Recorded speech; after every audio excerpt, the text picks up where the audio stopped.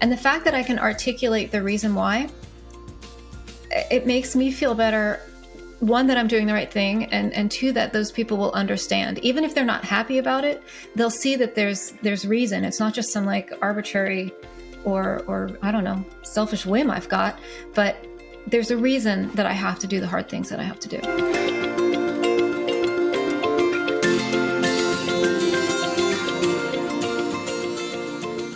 This is my conversation with Colleen Doyle Bryant, where we talk about the importance of having a strong moral compass in the workplace.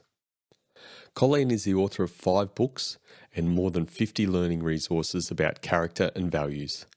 Her latest book, Rooted in Decency, looks at the decline in common decency in society and ways that we can build more trust and cooperation. To understand your own moral compass, it's important to understand the difference between moral values, personal values, and company values. Confident leaders understand the impact of their decisions on others and prioritise human-to-human connections, respect, responsibility, truth, and compassion. Colleen shares practical insights on how to strengthen truth and compassion and why open dialogue and trust are crucial in creating a healthy work environment. If you want to learn how to become a confident leader with a strong moral compass, tune into the episode. This is the Culture of Leadership podcast. I'm Brendan Rogers. Sit back and enjoy my conversation with Colleen. How did this come about? Yeah, I started out writing books about how to make good choices for the right reasons when I noticed that there was this gap in the way that my kids were learning about it in school. And my kids were young during that self-esteem parenting revolution, where there's this big focus on teaching kids to feel good about themselves and to never let them feel bad about themselves. And the downside of that, among several things, is that they weren't developing a sense that bad choices feel bad and good choices feel good. And so to help them develop that connection between their minds, their bodies, and why you make good choices, I started coming up with ways at home to talk to them about it. And then years later, I found that this was not a situation unique to me. There are a lot of parents dealing with the same issue. And so I started writing books and teaching resources for first elementary students. And then as my kids became teenagers and those problems changed, the content of the books changed too, to reflect more of the issues that teens saw in the world. So as far as the adult book, that came out of the idea that all these parents understand it's important to teach our kids about honesty and respect and responsibility. But as I looked around, particularly here in the US in the past number of years, it seemed like the adults weren't really practicing what they preached. And there was this decline in the way that people treated each other and talked to each other. And I found myself questioning, why? What's going on? This is so counter to what I know of decent human behavior. And anyway, the research that went into what started as a personal curiosity revealed all these wonderful insights about how we interact as human beings and how we have learned over eons of time to behave in certain ways so that we can build relationships with each other based in trust and fairness so that we can cooperate towards common goals. And that is the basis of morality. So this book, Rooted in Decency, what's the impact you're trying to have with a book like this? Well, the first thing for folks, I think, is there's some frustration. There's a lack of understanding about what's going on. Why are people acting like this? It's very unsettling, the way people are acting. And the first part of the book looks at, well, why? And how is that manifesting? And how might that be impacting you personally? How might that be impacting your own behavior or your personal well-being or your relationships with other people? And then the second half of the book faces the question of, okay, well, we've established in the first part of the book that this is what's happening, this is why it's happening, and this is why it's not really very good for us. And that rather, if we lived by these core values that guide human behavior, human positive interactions, we would all be happier and better off. Well, what does that really look like? What does it mean to be a decent person? How do we take these core values that have persisted across humanity over time and really structure our lives so that we get the benefits of living by those?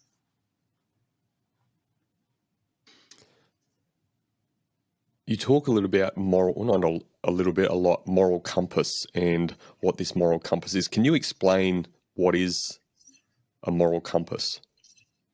Yeah, so every day we're faced with lots of decisions. Some of those choices are big choices where the decision we make is going to send out significant impacts to other people. And we need to consider the type of impact we're having on other people. That's what a big moral decision is like. Is this thing I'm doing going to cause negative ripple effects and damage and harm to other people? But there are lots of small decisions that we make every day also. Is this honest? Is this respectful? Is it responsible? What should I do? How should I behave? And so through the research for the book, I've come up with these four core values that I've mentioned started long before legal systems and even the moral codes and religions, that people figured out are behaviors that other people value and that promote our ability to trust and cooperate with each other. And if we put these on a compass that we use as a guide, right? Because we're not going to know exactly what to do in every situation that comes up. But if we have these principles, these guidelines, this compass can help us choose the right direction in any situation that appears. Do we all have a moral compass? That's an interesting question, because if you ask the evolutionary biologists, we do. In fact, it's built into our bodies at this point in our evolution. There are ways that bodily processes will tell us if we are behaving in line with those four core values that facilitate human cooperation. But at the same time, are people necessarily aware of it? Are they consciously sitting around saying, let me refer to my handy dandy moral compass? Probably not. And we know that, one, based on people's behavior and what we're seeing, but also because we see things like the rise in toxic workplace culture. And when you really dig into what are the causes of toxic workplace culture, they are the same four values. They're things around disrespect, dishonesty, lack of fairness. They're actually really fundamentally human behaviors that we ought to know, but maybe we aren't acting on the way we should these days. Is it then a case saying we all have a moral compass, but some of our compasses need some realignment, some readjustment? Yeah, I think there's an argument to be made that we need a little bit of a refresh about what these behaviors look like, how we act on them. And particularly you look at a corporation, right? We're talking about leadership here. A company can put out corporate values, but unless they explain to people what does that look like, how do you actually use that in the course of your daily life, do they know what you mean? And there's been enough of a cultural shift in about the past 30 years. There's a reason that we're being as nasty, let's say, as we are right now, at least here in America, that it may be time for a refresh about what matters, why it's in our own personal best interest to behave according to these values, why it's in our group best interest, and then what does that actually look like in real life? We're going to get into your 3 ways to understand your moral compass in the workplace. That's the crux of what we're talking about today. So thank you for the introduction, the lead in. The words that stuck with me really sadly is handy dandy compass. It reminds me of Bluey, the handy dandy note. Oh, it's Bluey? Handy dandy notebook? Oh, I don't know. Oh. I haven't heard of that. You having 4 children, I know they're older. I'm thinking, wow, you're watching a bit of Bluey there or something. It's fantastic. Very memorable points, though. Maybe I've blocked it out, it was a while ago. The handy dandy compass, I'm going to be thinking about that often now. I love that little catchphrase. Okay. Let's get into the 3 ways to understand your moral compass. What's the first way for you, Colleen? All right. The first thing we need to understand is there's a difference between personal values, corporate values, and moral values. So right now, especially following the pandemic, employees are asking themselves what matters to them. What do they value? What matters to them in the way that they pursue their lives? And we've seen a lot of personal values tests pop up all over the internet. And I think there are also probably consultant groups going into corporations and trying to help people sort out how they find meaning and what matters to them. And that's all well and good, as long as we recognize we're using the same words to describe different things. So let me first say, in terms of moral values, what are the values that are on this compass that I'm talking about? They are truth, respect, responsibility, and compassion. And when we behave by the characteristics within those four values, we have better relationships, we have more cooperation, we have better individual and shared well-being. But when you look at these personal values tests, the way they describe the process is, we're going to give you a list of, say, a couple dozen words, things they're calling values. And you pick whatever 3 to 5 resonate with you. So that list might include some things like honesty and respect, but it also includes things like creativity, autonomy, beauty, wealth. So you might note that one can pursue wealth in creative and autonomous ways and be wholly immoral, right? They can leave a trail of destruction behind them in the pursuit of those goals if they pursue them in a way that doesn't take into account the fact that they are individuals who are working among other people, and they send out ripples in every choice that they make. So unless people pursue those personal values with this foundation of core moral values, they might really do some harm. And at the end of the day, they might not be a very good person. So we have kind of a similar situation in the corporate value space, where corporations will put out their values. And that's really about culture. It's about what is important within the company. How do we want people to focus their priorities and have an idea of how they're going about what they're doing. But there's an underlying assumption that employees will be doing that on top of this foundation of core moral values. Because if a corporation says we value innovation and excellence, well, we can very methodically innovate something that does great harm in the world, or we can go about it in a way that is cruel to our employees. So personal values, corporate values, any other kind of value system that you have, it has to sit on top of these four human moral values that facilitate social, cooperative human life. Truth, respect, responsibility, and compassion. Mm-hmm. How do they intersect? How does if you're maintaining a level of truth, but then again, you talked a little bit about that through some of the examples you've given, but in relation to these four pillars, I guess is what I'm getting at. How do they intersect? And you could be acting truthful and responsible in a certain way, but then the compassion and respect could not be there. So you still don't have that ideal moral compass that we're talking about. Yeah, well, the thing with values is they don't exist in silos. The way we make moral decisions is more about, given the circumstances, given our intentions, given the degrees and all these nuanced factors of real life, we figure out which values do we need to apply, in what amounts, and in what way. And this actually leads really well into our next way to understand your moral compass at work, which is that values don't exist in black and white, and they don't exist independently of each other. They actually exist more on a continuum where you have to consider each of them with respect to the others. So I'll make a little more sense through an example. So let's say we look at truth.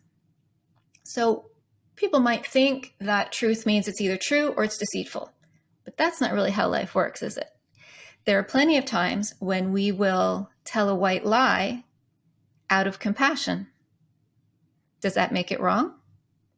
But then, hey, where's the line between a white lie told out of compassion and respect and a intentional lie to deceive or manipulate someone?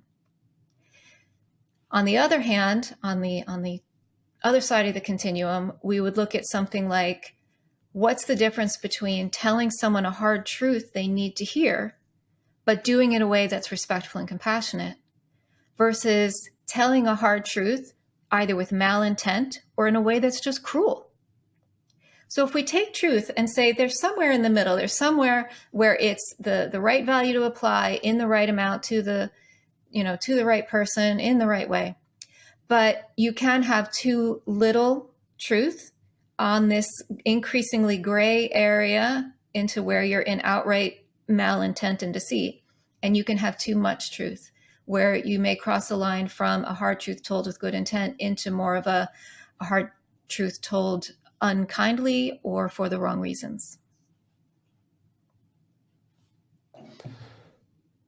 Colleen, are you saying that if we've got this personal moral compass based on these 4 values and we're living those, then if you're working as a leader or any person in a work environment, that you would, and they have they've got decency, they've got a decent moral compass, then there'll always be some form of alignment from a behavioral perspective. Is it as easy as that? Well, it's not easy, but. Well, I wouldn't say it's easy necessarily, but it is fundamental, and it's really obvious once you see that it's there. So if you look at ancient moral philosophy, you look at human evolution, you look at happiness science, you look at stress management science, you look at tons of business books about how teams work effectively and how leaders lead well. These same 4 behaviors come up over and over and over again. So the fact that they're that consistent means that they are foundational to our behavior. But the fact that they come up that often in so many different ways means that people probably need coaching in different aspects of their life in how to apply those values well. How do we strengthen truth? So first is to make sure that people understand what you mean by truth. So truth is to represent things as they actually are with good intent. And if we're going to bend the truth or conceal the truth, it needs to be for a good reason. So if we're going to sacrifice accuracy, there needs to be a good intent. And then the other thing we have to consider is consequences. So in what ways does changing, withholding truth affect our other moral values? Does it bring up an issue of irresponsibility? Will it do some sort of harm to well-being? Does it bring up an issue of respect or compassion, where maybe by not sharing some information, you are holding somebody back, or you're withholding something from them that they need for their own well-being? So one is just to have this framework and a language, some guidelines for how we talk about what truth is. But the other thing is to help people realize the importance of truth, because life runs on relationships and relationships run on trust. Trust depends on truth. So the reason we want to be truthful is because we're establishing a reputation as someone who's trustworthy. And people need to know we'll represent ourselves accurately. They need to know we'll do, our interactions with them with honesty and with integrity. They need to know our intentions are good. Because if they're not, why would they want to trust us? And if they don't want to trust us, they don't want to cooperate with us. We're not going to unpack each 4, but you mentioned compassion, which I think is a really important element across the board. What does define compassion in a little bit more detail? And then how do we improve that pillar in the compassion space? And how does it impact the others? This one's especially important today because I think we're seeing this shift in our social understanding of what fairness is, what inclusion is, what our roles and responsibilities are to each other, so that we can live up to the ideals we've set for modern moral democracy of, fairness and equality. And we're asking people, leaders in particular, to show up and to be genuine. People are wanting to be their authentic selves and connect with people. And so compassion is this wonderful value that, one, it helps us see the human in each other and recognize that we're all vulnerable. We all have hearts that break and bodies that bleed. And really, if we don't take care with each other, we can do great damage. So compassion, one, establishes that human vulnerability connection. and it helps us to find ways to share joy with each other. So it's part of the whole empathic process where we celebrate the good times, but we also see each other suffering and help each other through the hard times. So it's a very inspirational value compared to some of the others, which are much more practical in terms of how we relate to each other. Compassion, it lifts us up and it helps make life easier. But in terms of a leader, one of the issues we see around compassion right now is that there are all these demands for people to be more empathetic. But empathy has some drawbacks in a workplace environment. Empathy says, I will feel your pain with you. And from a leader's perspective, that's not really practical in the workplace. It can also blur their judgment, right? If they're trying to make decisions and they're feeling someone's pain along with them, that may influence them to make a decision based more on resolving their own discomfort than about solving the actual problem that's there.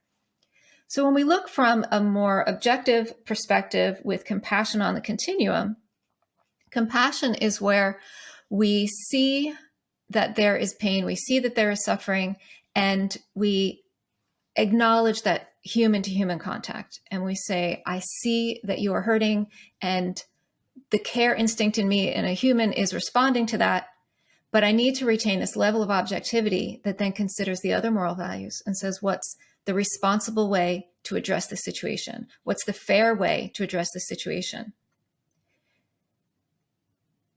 So compassion, celebrating the goods, helping each other through the bads, but retaining a level of objectivity so that we're honoring what's in our well-being in the long term. Colleen, if a leader is struggling in the compassion space, what mindset shift needs to happen for a person to want to be more compassionate or to be improving in their level of compassionateness, if that's a word? Well, I would say the main thing there is to separate yourself just a little bit as a human being, because even if you can't relate to someone directly, there's something in your life that you can relate through, right? So no matter who someone is or what they've done, when someone is hurting, we have an instinct to see that hurt and to feel that hurt. And there are things that happen in our bodies that respond to that hurt. And so if we come at it just from that human perspective, like take all of the specifics out of it and just first see them as a human being and relate to how would I be in that situation. I think that it puts a little bit of that distance there where you can relate without feeling so affected by it. You can find something in your life where you can connect and understand other people. Let me push you again in the leadership development context. If you had to say which one of the four is the most important in your view, which is it? Well, everything starts with truth, because without truth, everything else you do is just an empty promise. And relationships are based in trust. That's like bottom level. If you don't have trust there, the rest of it, why would people even venture to give you part of their well-being in your hands if they don't trust you to take good care of it? I think that's a great answer, Colleen. Let's move to, I know you mentioned number 2 already, but re-mention number 2 just for clarity's sake, and let's talk a little bit about that. Unpack that a bit for us. Sure. So number 2 is the idea that these values, they don't exist in silos and they don't exist in a dichotomous black and white. They exist on a continuum. So there is too little of it and there's too much of it. And what we do as humans is we look at all those gray areas, we look at the nuance, we look at the intent, the circumstances, and we figure out what's the right amount of that virtue to apply in a given situation.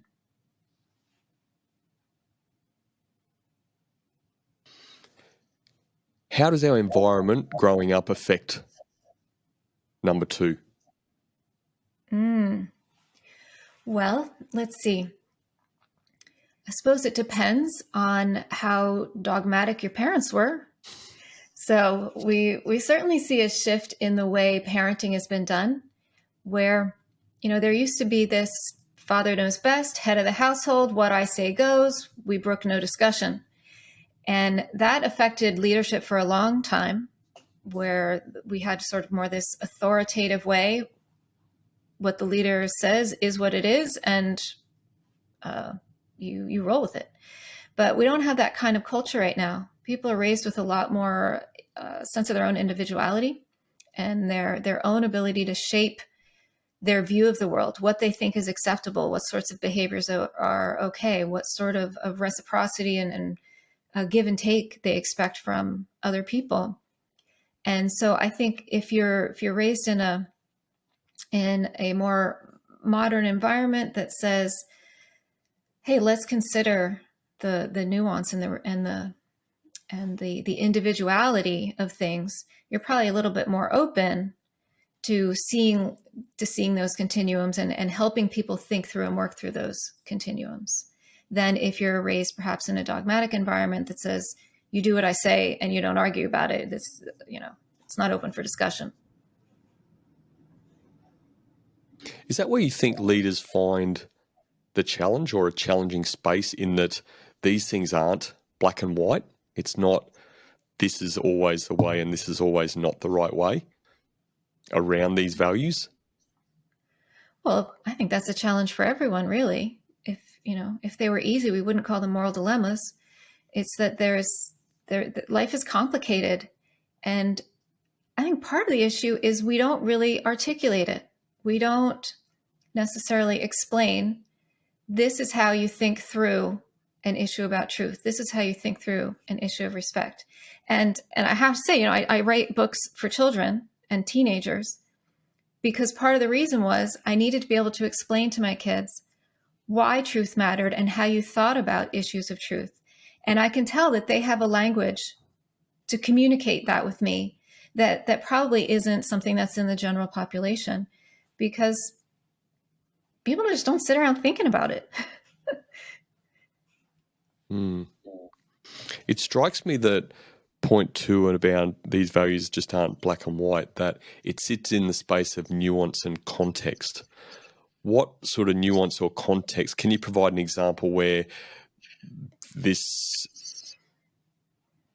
explains this in that case of nuance? Because that's the variation that I find in a leadership development space, that, again, there's so many great books out there, but it's the context of the situation that changes these moral dilemmas and these decision makings on a day-to-day basis. Can you give us an example around that?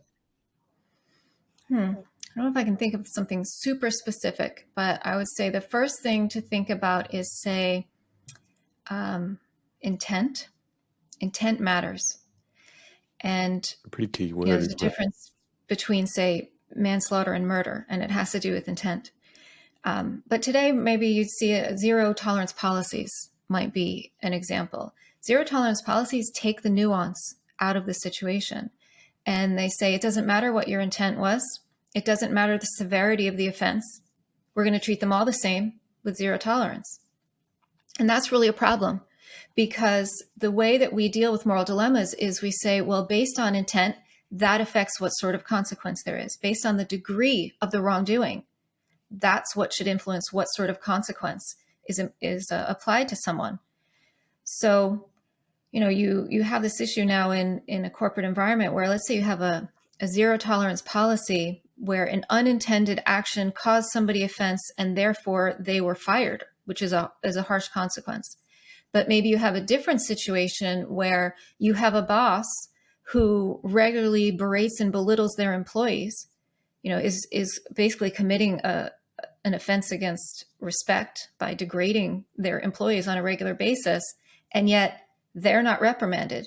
There's no consequence there, right? So I suppose that would be an example where circumstances matter, And you can't remove circumstance and intent without coming upon an issue where you have a different moral violation, which is it fair? Is it just? Are we holding people accountable in a reasonable way? The thing that strikes me, Colleen, is as a human race, we supposedly think we're pretty smart and we're getting smarter. And we do talk lots around these sort of things, and it's a leadership buzz and has been for many, many years. But in a workplace environment, the research shows that actually our workplaces are getting worse. So we're getting smart or smarter about these things, but our workplaces seem to be, based on research, are not improving around these things and the quality of leadership and the environments that are being created. What's missing? Well, I suppose it depends a little bit upon when you're referencing those studies were done and where. Are they more recent? I don't know when the Gallup one, I think the last one that I'd looked at was about 2018, a Gallup study Okay. around engagement and figures and those sorts of things. Okay. Well, so one reason we see that there's a rise in disrespect and a shift in people's moral compasses is that there's this decline that started about 30 years ago.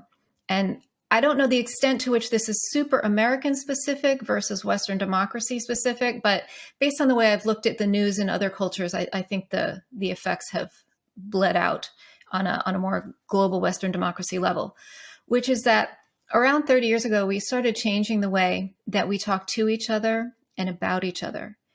And rather than, say, presenting issues in terms of here's the issue, here's how it helps well-being, here's how it harms well-being, let's negotiate the terms.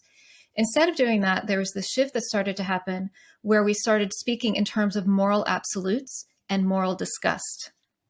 And so one thing to understand is that moral disgust isn't just an intellectual exercise, it's a biological and emotional thing. So it's based in our gustatory response, which is a biological thing that helps protect us from things that are dangerous. So let's say I had right now a plate of rotting meat.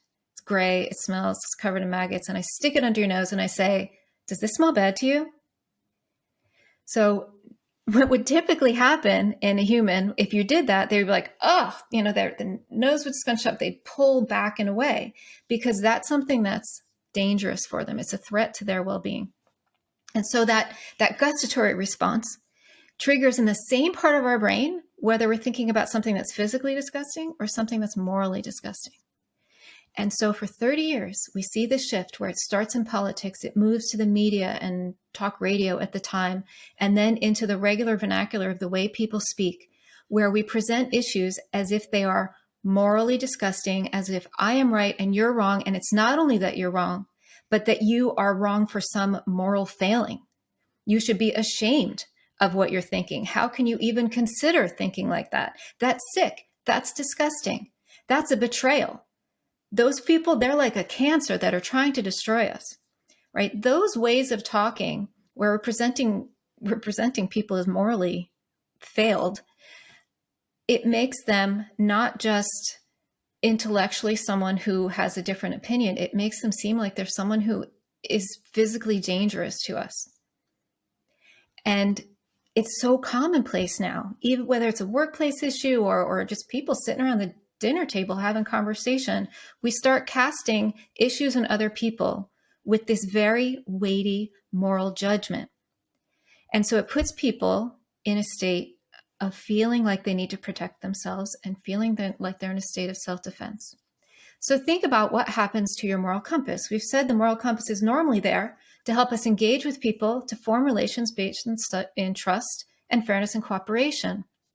But if you've spent 30 years stewing in an environment where you're constantly in a state of threat and you're viewing other people as if they're dangerous, well, instead of engaging in trust and cooperation, you're engaging with people in terms of them being a threat to you. And is it okay to lie? What if it's to save a life? Is it okay to be violent? What if it's to protect you and your family? So we've seen this degrading of moral compasses where people are justifying treating people in a different way because they see them as a threat. We've also seen in studies that when people view other people with moral contempt or moral anger or moral disgust in the workplace, they will treat them disrespectfully because of that moral judgment that they're making toward them. So why is it getting worse?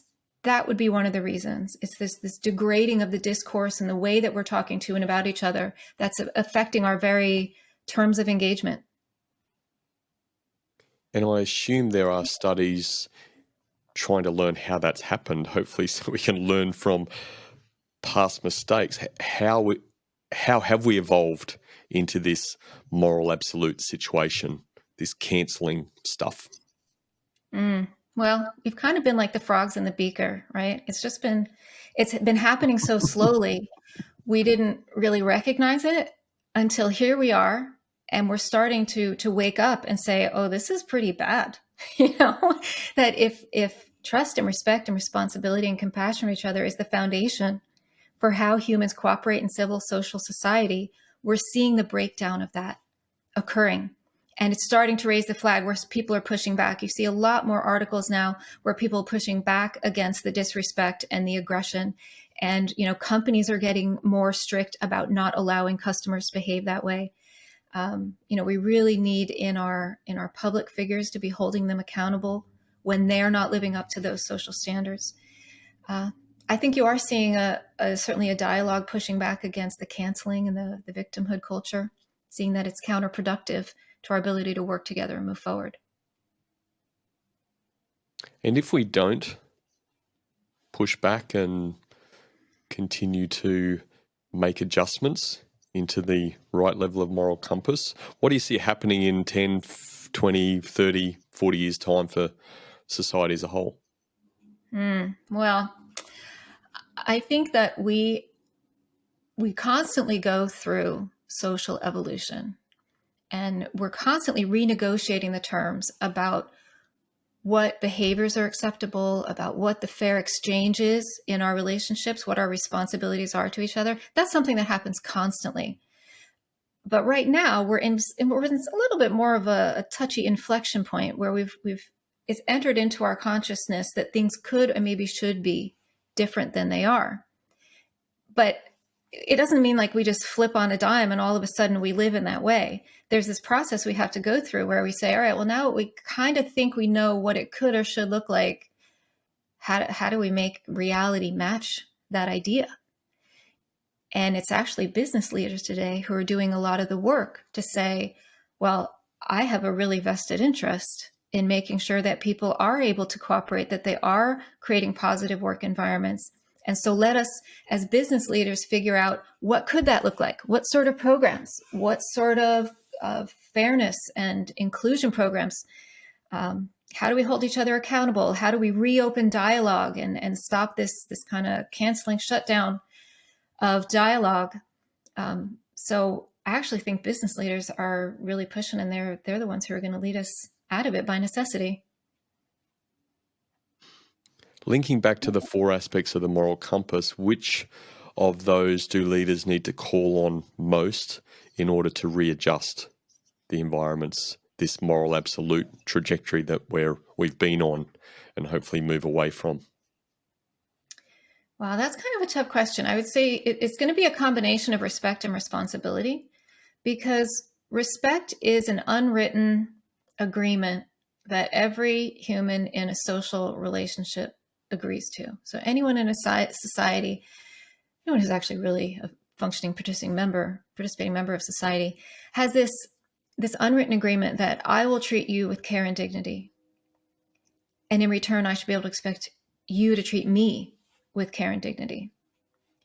And that we come into this, particularly in a modern Western democracy, from a state of equality where we are going to work to be fair.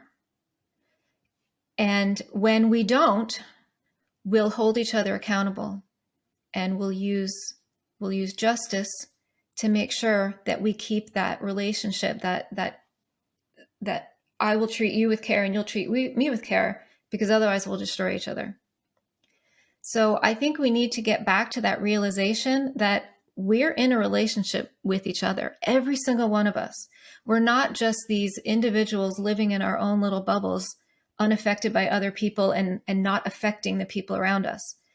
It's actually that our well-being is intrinsically linked to all these other people.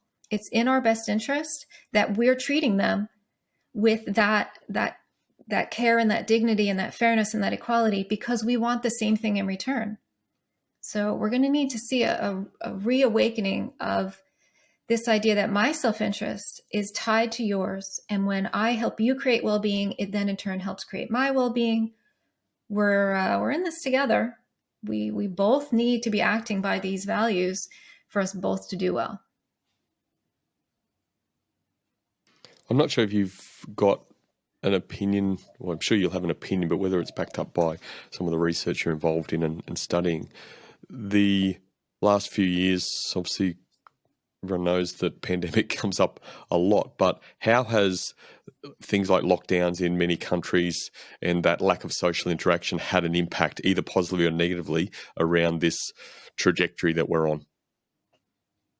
Well, it ought to be a wake-up call.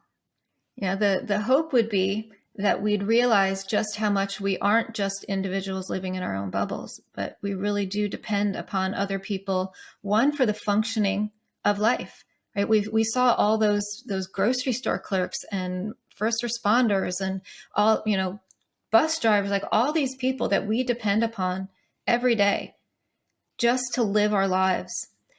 But we also should see more of that connection, how important it is to us to make that human to human connection. The one we were talking about with compassion that says, no matter who you are, no matter where you are, we are both human beings. And I see your vulnerability and you see mine. And we find a better life when we share that together. So I don't necessarily have data to back that up, but my hope would be we don't lose the lessons that we ought to have learned in that situation. What's the third way to understand your moral compass in the workplace, Colleen? So it's some of this we've touched on, in that we tend to think of this moral compass as, what are the guidelines when I've got big decisions? But really, the moral compass is a guideline for daily living. It's this idea of common decency. What are the ways that we expect each other to act so that we can create positive environments? And if we had a bit more clarity about that, we'd probably be seeing less of the toxic workplace culture. If we had more action with respect to those values, if we were living by them a bit more, we'd have fewer issues probably with mental and physical health, because we'd have a greater sense of our own self-respect. We'd have a greater sense of our own agency. It needs to be more a reflection for everyday interaction, not just the big moments. What does a small act of common decency look like compared to not showing common decency? Okay, so let's take this with respect to a team. Do you do your job? Do you get your work done on time where other people are depending upon you? Because if you don't do your duty, then you're not being responsible.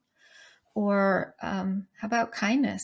Maybe there is a truth that somebody needs to hear. If you're responsible, you're going to tell them that truth. And if you're compassionate, you're going to do it nicely. Or how about respect? Respect's a huge one right now. If you're sitting in a meeting, do you sit there on your computer typing and doing your email? Or do you pay attention? When someone finishes talking, do you roll your eyes and do this dismissive act of disrespect? Or do you treat them as a fellow human who's standing there in a room, fully vulnerable in front of other people, and treat them with the care that you would want to receive in that same situation?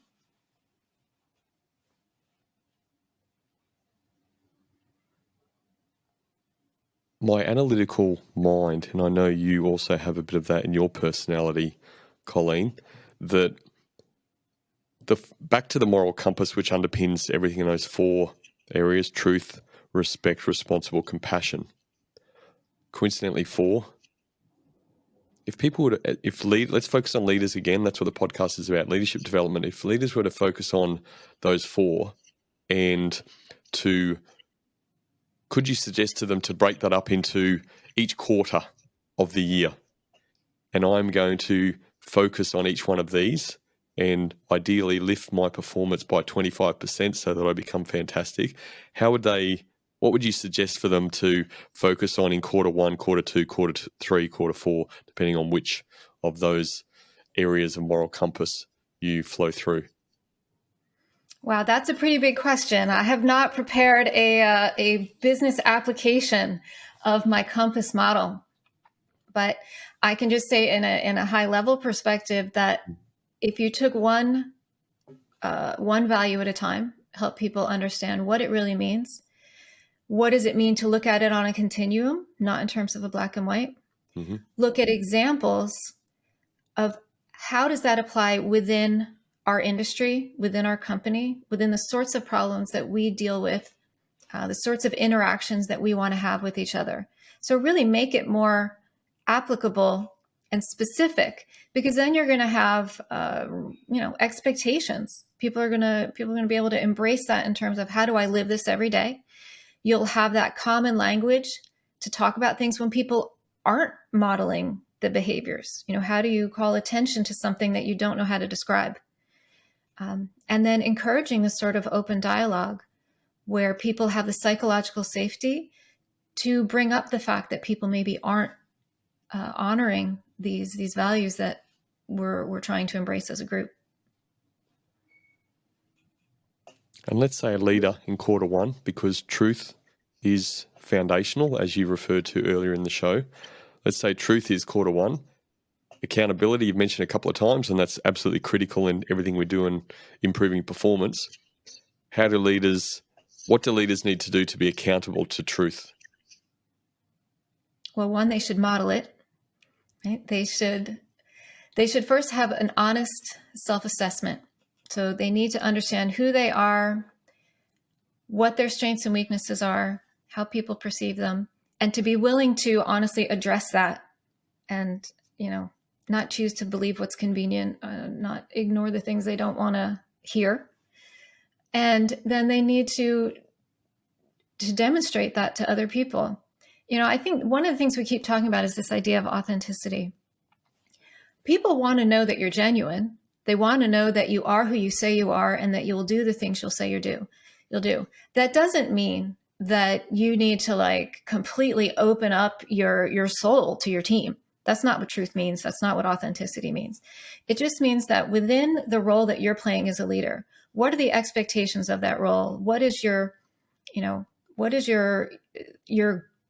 roles, the give and take in the relationship? What are people expecting from you? It's kind of that core. Who am I? How am I showing up? And how am I being true to my values and who I am, but within the scope of the role of a leader? People don't really want to see the total inner workings of their leader because they're looking for a certain amount of security and stability. So let's not confuse and think that means you've got to, cry during a board meeting. That's not what I mean. It means that you're true to your values. They know that you are who you say you are and that you'll do what you say you'll do. So, Colleen, thank you very much for unpacking this. Actually, on our show, being a leadership development type and creating confident leaders, we are talking a lot about values. They come up and behaviors around those sorts of things, absolutely. But we've never had it framed this way. So I just want to say a massive thank you for that. I really like the framing and how that works and the moral compass and the aspects of that. Fantastic. I think it's actually put forward in a simple way that people should be able to understand. And the way I look at it is that all of these other words, and you mentioned lists and stuff like that, and I don't understand it, but I certainly know some consultants out there that give people a list and, hey, choose these. And I think they always come up with aspirational values because they want to be this rather than what's core to them. So I've never really understood it too much, but it gives people a framework, I think, and we love frameworks to work in. So thank you. Colleen, what has had the biggest impact for you in your leadership journey to help you become a more confident leader? Well, I can say my experience in delving into this idea of continuums has helped me have more confidence when I have to make difficult decisions. Because, as a caring human being, you don't want to cause people harm, and you want to do the right thing and be a good person.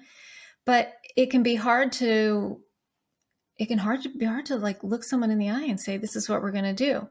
But now that I have these continuums, I can say, well, here's why. Here's the framework that I use to decide this difficult decision in this way. And I think it supports fairness, or I think it is an act of respect, or I think here's how it plays with compassion. And the fact that I can articulate the reason why, it makes me feel better. One, that I'm doing the right thing, and two, that those people will understand. Even if they're not happy about it, they'll see that there's reason. It's not just some like arbitrary or I don't know, selfish whim I've got, but there's a reason that I have to do the hard things that I have to do. Colleen, where can listeners get your books? You've got children's books, and you've ventured into the adult space, Rooted in Decency, is your latest book. Where can they find these? You can find all of my books and teaching resources, blogs, links to all of those things on my website, ColleenDoyleBryant.com. And you can also find me out on Instagram and all the other channels using that same name. Thank you, Colleen. You are prolific. So when does book 6 come out, and what's it about? I don't know. This business angle has actually been really interesting. I've been working with someone offline who's taking the continuums and using them in the workplace and actually creating training. So I'm finding that process fascinating, and who knows, maybe that'll lead to something, or maybe I'll just focus on getting these messages out and see what I can do for changing this culture of moral judgment into something more cooperative and trusting. Sounds fantastic to me, Colleen. Many more people needed to fly the flag, so keep flying it high. Thank you very much for doing what you do and sharing what you've shared today. I think I'm really excited, actually, now that we've connected virtual face-to-face, so to speak, and continuing that, but following your journey and seeing where it takes us. So thanks very much for being a fantastic guest on the Culture of Leadership today. Thank you so much for having me on. Absolute pleasure.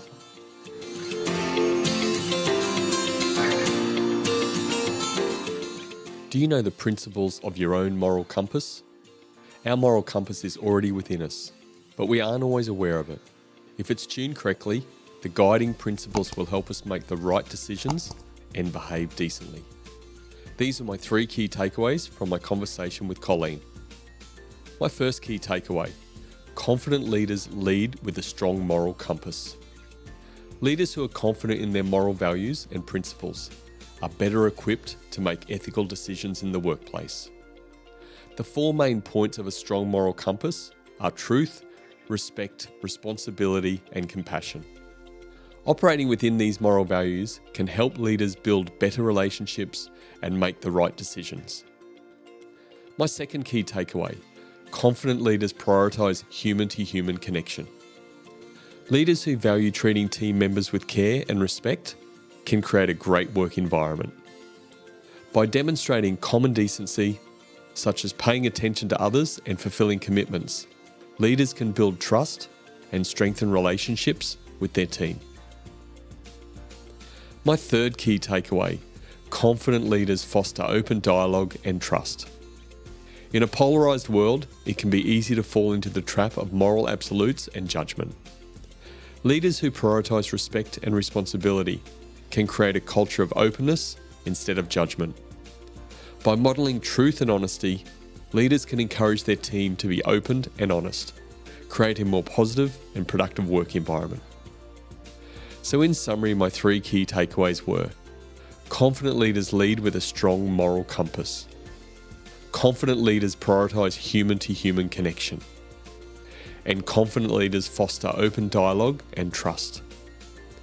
What were your key takeaways? You can let me know at thecultureofleadership.com, on YouTube, or via our socials. Thanks for joining me, And remember, the best outcome is on the other side of a genuine conversation.